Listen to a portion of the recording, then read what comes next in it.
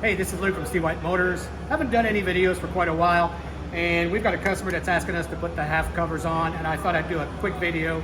This is a 23 Charger with a 5.7. They're all basically the same. On this particular model, and most of the newer models that you can put the half covers on, first of all, you're going to take the turtle shell off, which I've already done. But the two mods that are really simple to put these on. So the first thing I'm going to do is I'm going to put a tie strap and move this hose right here out of the way. And then I'm going to take this cover and I'm going to cut a little piece out of it right here so that it fits properly. So when I go to put this on, let me line it up. This cover's on. That easy.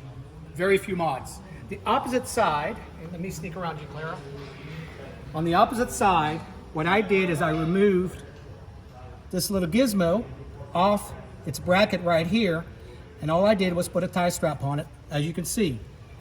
Again, same scenario. That's the only mod needed on this vehicle. Put this in place, just like that. Half covers are on. Real easy. You can do the whole thing in about 10 minutes if you do it right. Anyway, Luke from Steve White Motors, thank you for watching.